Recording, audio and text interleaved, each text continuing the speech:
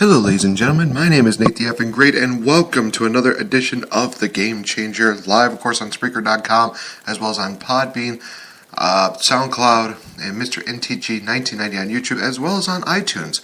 So for this episode, I will be talking about my top 10 favorite movies of 2017. Now, this year alone has actually been pretty eventful as far as movies have gone. A lot of the trailers have been actually amazing, especially going into 2018. And even some of the TV series have really stepped up their game since this year has started. I mean, honestly, Netflix especially. A series of unfortunate events happened earlier this year. We had Stranger Things Part 2, and a couple other random movies here and there, but I'm not going to get too much into that. But definitely before I go into the actual list, I wanted to mention a couple of honorable mentions that unfortunately did not make the list, but definitely are worth mentioning here. So honorable mentions here include Lego Batman. Funny movie, definitely one of those movies that does appease to kids as well as to adults.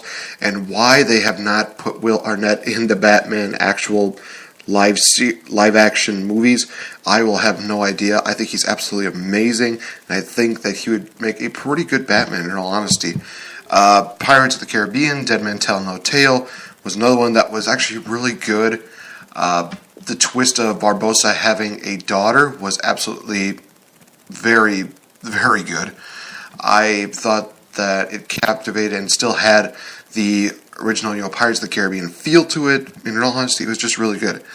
Power Rangers was another one that I thought was really good, even though they didn't do as successfully well done as what they could have done. I really wish that they would have said that they were going to continue on, but it doesn't look like they're going to do another sequel after this one. It's just one of those movies that it actually kind of embodies what some of the original Power Rangers was, but it also was one of those movies that definitely added a different kind of feel to it. So definitely hats off to like it was Saban for creating this movie and giving us something great. So we also had Justice League. Admittingly, I am not a full-fledged fan of this, but honestly, the fact that they introduced so many new characters, such as Cyborg, Flash, and Aquaman, it really did create for a very interesting movie, because I honestly thought that the only interesting character on there was going to, of course, be Diana Prince, aka Wonder Woman. But in all honesty, a lot of the other characters really pulled it out, and they really made the movie that much more watchable and that much more enjoyable. Geostorm, another one. I think Gerard Butler does a great job. I think the movie itself was actually really good. Storytelling was great. Character development was here and there okay. But they did a great job of just creating something different and something very spectacular. And the final one, of course, being Yu-Gi-Oh! Darker Side of the Dimensions, which, in all honesty, is a really good movie, especially for those of you that are Yu-Gi-Oh! Fans. You kind of see a different side of the Yu-Gi-Oh! Franchise. It's just an absolutely wonderful movie, and I would definitely go suggest watching it. And also, it's Eric Stewart approved. You're welcome. Alright, so I think I've done enough talking about honorable mentions. Let's get right into the actual list. So these are my top 10 favorite movies of 2017. Number 10, Split. Honestly, this was the best movie to start off the year with. It happened in January. I remember seeing it with my good buddy Max, and in all honesty, there were so many moments where we just had our jaws on the ground, just looking at each other like, did we just see that? James McAvoy did a phenomenal job portraying this character who had a multiple personality disorder, which kind of plays off of what people really have in the real world, but adding it to another degree. In all honesty, I loved a lot of the characters that he had. I mean, in all honesty, you look at this guy, James McAvoy had to do, I think it was 23 different characters in this movie. So that is not an easy feat, because, talking from experience, to really create a character, you have to have a certain voice, you have to have a certain tone, you have to have a certain body posture. It's just one of those things that's very hard. But James McAvoy did an absolutely amazing job. And I dare say that I would say that as far as character wise goes, he created them just as good as Robin Williams did. God rest the man's soul.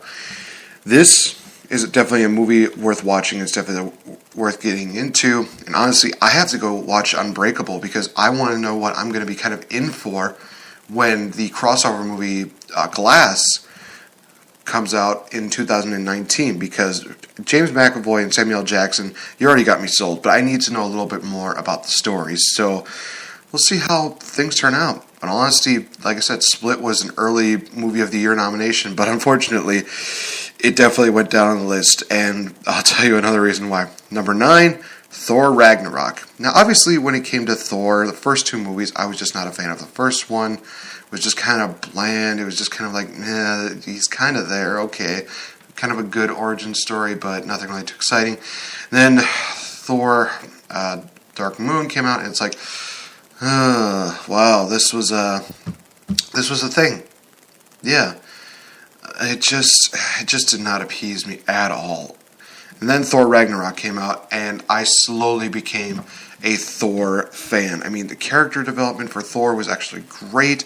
They introduced a lot of familiar characters like Doctor Strange and Loki and the Hulk. They even introduced some new characters such as the I believe his Jeff Goldblum's character, which honestly was just one of the best things that you could have seen. Valkyrie was another one. The new villain, Hela, was absolutely amazing. All honesty, this was one of those movies that put Marvel again in the right direction for Thor, but it also was a great step in the direction of what will soon be Infinity War. It's going to be an absolutely amazing deal, and this movie was definitely a step in the right direction. Number 8, Logan. Now, honestly, you guys, I have never seen a X-Men movie, and honestly, after seeing this movie, I know I am missing out on a lot, because I know a little bit about how the X-Men stories go, but I wish I would have had a little more idea of, the Wolverine character of Logan, so that way I can go to this movie and say, oh yeah, because this kind of connects with this, and this kind of connects with this. In all honesty, this was one of the best, most serious superhero movies that I have ever seen. And Hugh Jackman does an absolutely amazing job. And this was the final chapter, basically, of what was Wolverine. Unless, of course, somebody actually brings him back to life, which there's a part of me that would love to see that, but at the same time, it's kind of like, what would be the point? Because that would actually point out a major flaw that a lot of people have seen with Marvel, in which they keep bringing back characters to life, which kind of takes away from it. But then again, Justice League did the same thing, where Superman was killed off and then they just brought him back, no problem, willy-nilly. But in all honesty, like I said, Logan was a very powerful movie, and it was one of the first movies that I've actually teared up for, and I actually started crying, because it was that powerful. The final scene where Logan is dying and he's talking to his daughter, from what a lot of speculation is, it just was a very good movie. So in all honesty, I am hoping that Hugh Jackman gets some kind of recognition for this movie. It was one of his best, and I'm looking forward to seeing Hugh Jackman in the future. I mean, he's doing that movie, The Greatest Showman on Earth, I think it was called. So he's doing more musicals, which is good. I mean, I can't really say anything bad about that. Number 7, Stephen King's It. Oh my lord. I mean, in all honesty, this was basically a remake of the famous novel It by Stephen King himself, but also basically a reboot from the 1990 series that they had out there, which featured Tim Curry, and he definitely set the bar. But Bill Skarsgård, as I mentioned, had done an amazing job as Pennywise. The story in this movie was absolutely amazing. Of course, this was Chapter 1, and we're going to get Chapter 2 in 2019. This was absolutely phenomenally done. The visual effects were great. The storylines were absolutely amazing. The character development for each one of these kids was just great. And in all honesty, it was just one of those deals where you definitely could see Finn, who a lot of people remember as, I think it was Will in Stranger Things.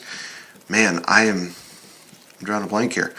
But in all honesty, just everything about this movie was absolutely amazing. And the fact was that while, the original definitely set the bar, this one kind of cranked it up a huge, huge notch. I mean, it's not only scary with most parts, but it's just one of those movies that definitely really draws you in because the story, everything that they did here was absolutely great. Loved it, and definitely will be buying it when it comes out. I'm just hoping I don't see any clowns in the near future, because that would kind of scar me for life. Anyway, number 6, Get Out. Jordan Peele, a lot of people know him as the funny guy from Key and Peele, as well as from Mad TV. And in all honesty, when I heard that he was directing this horror movie, I didn't know what to expect. I was thinking, well, he's very... I mean, there's some parts where he can get, dark with his comedy, but as soon as I watched this movie, I'm like, oh, wow, this was all in his head. This was all in his head. And he created something that a lot of people really, really enjoyed. This was an absolutely amazing, amazing movie. Holy cow. I mean, the story was compelling. It drawed you in. It definitely dealt with a bit of the, I want to say, I don't know if segregation is the right word, but it's just one of those movies where it does make it feel like it goes back, but for a different reason than what you would think it would be. It's not one of those things like where they're willing, there's something deeper going on with this, and they do a great job with it. And the twist in the middle, oh my gosh, I mean, geez Louise, having the main character's girlfriend be a part of this whole madness, that oh my gosh, this just made for a really good movie. And honestly, I don't know if I want to see a sequel with this movie. I think that as a standalone movie, it's fine by itself. But if they do have a sequel, I'm going to be okay with it. But I just don't think it's going to really outdo what this movie did. But I mean, I guess people said the same thing about Insidious, and now they're on The Last Key, which is probably like the last one of the entire Insidious franchise. So I'm hoping that Get Out gets a lot of credit because it definitely opened a lot of people's eyes and definitely really made things very interesting in 2017. Number 5, Spider-Man Homecoming. Oh my gosh, when I redid this list, I thought to myself, I really think that this should be higher up because I'm a big Spider-Man fan and I'm a big geek, and this was going to be one of those movies that was going to be hard to top. But then I realized there was another movie that took that spot, which I'll get into in a bit. But the whole entire Spider-Man Homecoming movie was great because it definitely sets itself from the rest of these Spider-Man movies. Because obviously when you had Spider-Man with Tobey Maguire, they told the origins, they told everything about it. They just, played off like the comics and everything like that. Amazing Spider-Man, they kind of did the same thing, but adding a different villain to the deal.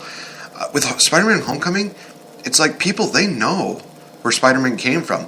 But they just decided, we're going to go in a different direction. Do you remember that he actually appeared in Captain America Civil War? Yeah, we're basically going to start from there.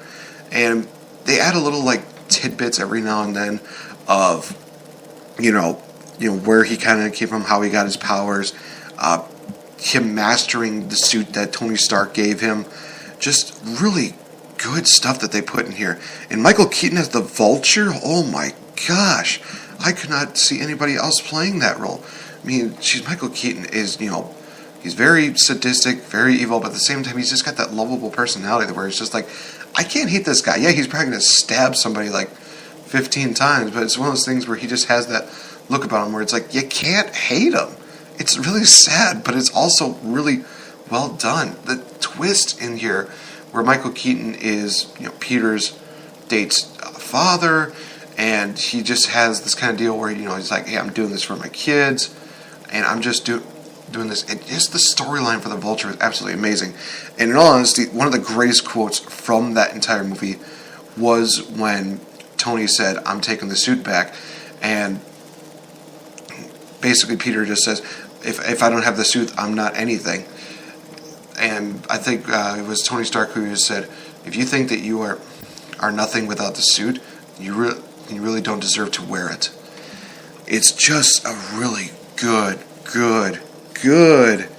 movie, and I would definitely suggest it to anybody who's a Spider-Man fan. It's just really that well done. Alright, number 4. Guardians of the Galaxy Volume 2.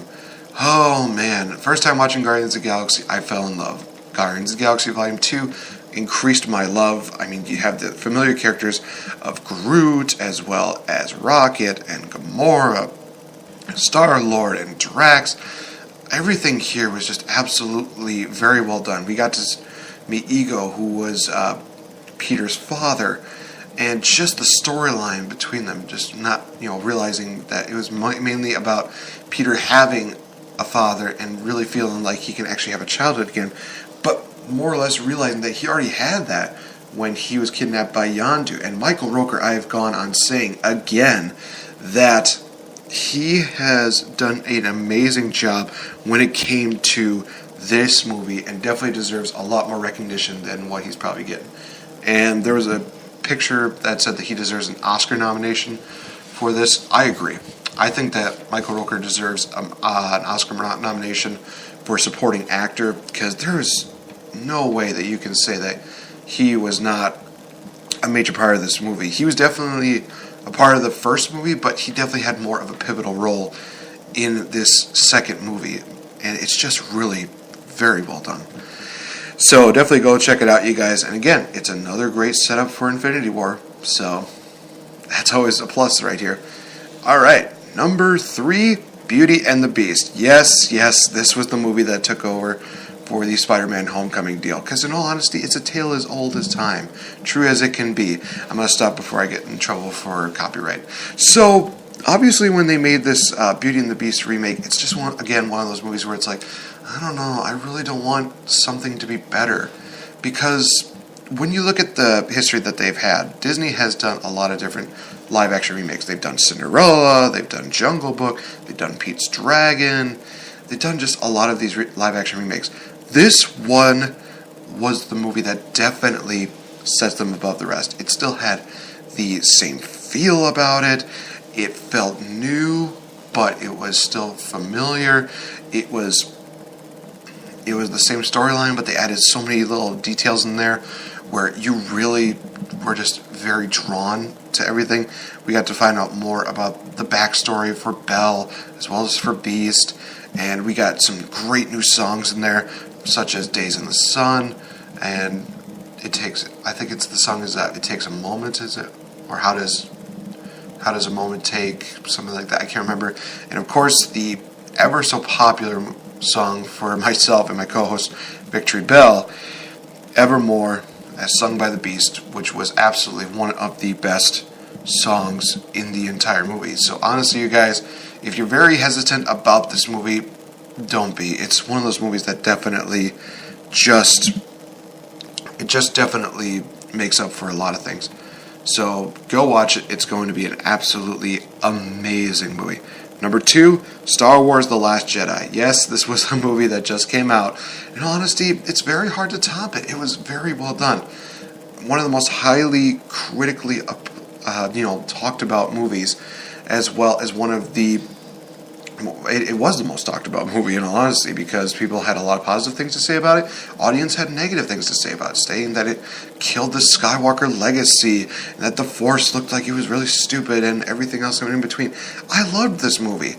I thought it was very well done. I've seen it twice, and it's still one of those movies that just really stands out among a lot of the Star Wars movies that they've done. In all honesty, people have been saying that it's worse than Phantom Menace, it's worse than Attack of the Clones. In all honesty, you guys, just shut up. It is not that bad. Because in all honesty, there's nothing that can beat the horror that was Jar Jar Binks. I'm sorry, but I'm going to go out there and say it. This movie definitely adds some more limelight to the Force, adds more detail to Luke Skywalker, and adds a little more, and it just goes on with the next chapter of the Star Wars series. This was just a very well done movie. In all honesty, there was nothing that I could think that could top it, except for the number 1 pick for my favorite movie of 2017. Ladies and gentlemen, number 1 movie, Jeepers Creepers 3. Oh man, what can I say about this movie? It was jaw-dropping. It was breathtaking.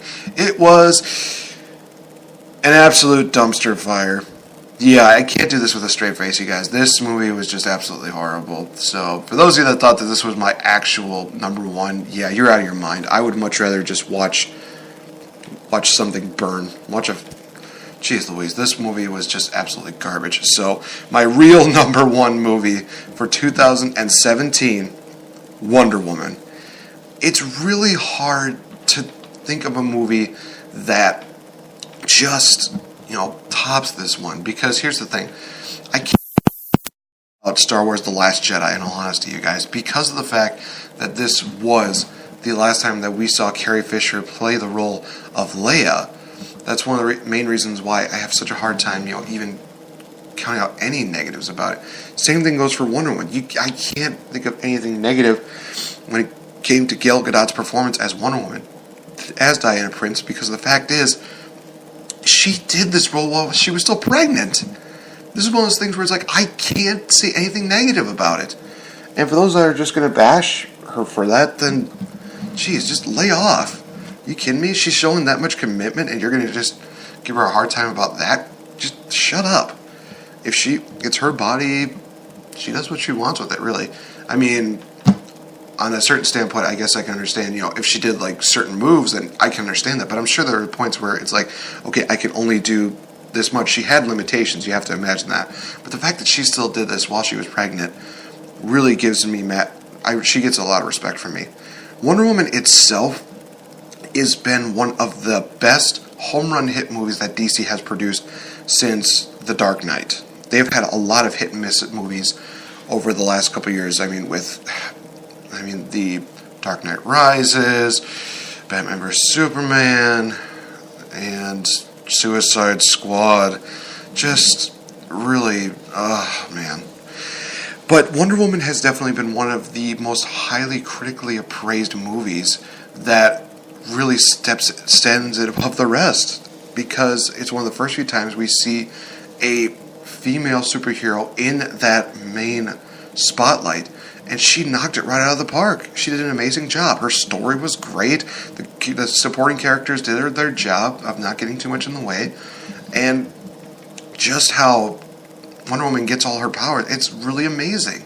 It's just really good to see that. So in all honesty, there's no way that I can say that there was a better movie than Wonder Woman. It's really hard for me to say that right now, and some people will definitely say that other movies definitely stand above the rest. It's just really hard for me to think of any other movie that would just beat that movie. So that is my top 10 list for 2017 movies. Honestly, you guys, it's going to be absolutely just hard for 2018 to top it, but I have to also remember they're doing Avengers Infinity War.